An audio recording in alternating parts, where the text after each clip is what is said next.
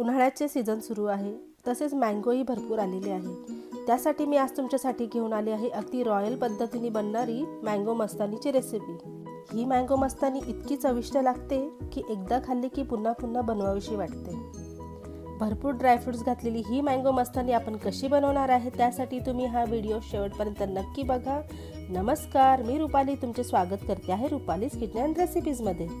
इथे मी एक आंब्याचा गर काढून घेतलेला आहे। इथे मी हापूस आंब्याचा वापर केलेला आहे ज्याने खूप छान चव येते।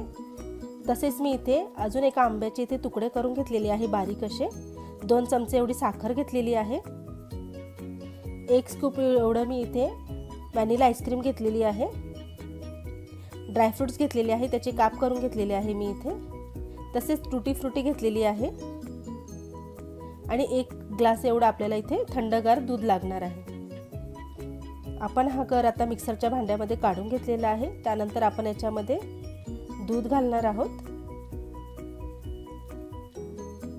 त्यानंतर मी इथे साखर घातलेली आहे।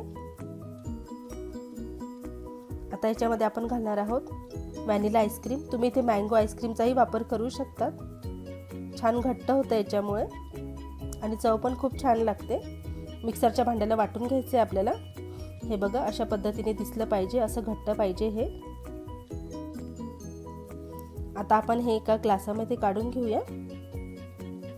थोडंसं मी ग्लासामध्ये काढून घेतलेलं आहे, अर्धा ग्लासच एवढं।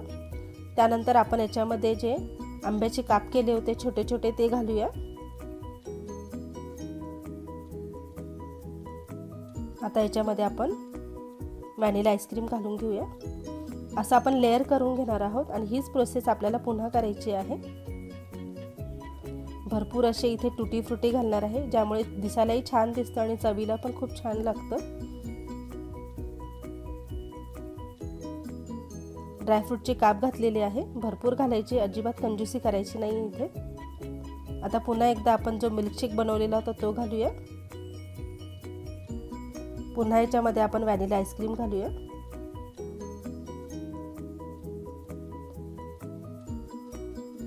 आंब्याचे काप घातलेले आहे इथे।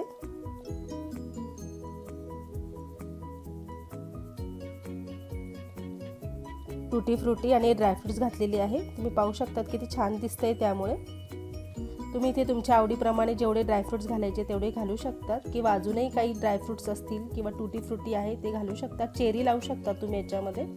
हे बघा, खाण्यासाठी अगदी रेडी आहे ही मँगो मस्तानी। दिसायला अगदी रॉयल दिसते आहे आणि बनवायलाही खूप सोपी आहे, लहान मुलांनाही खूप आवडेल। तर मँगोचं सीझन संपण्याआधी तुम्ही अशा पद्धतीने ही रॉयल मँगो मस्तानी नक्की एकदा घरी करून बघा।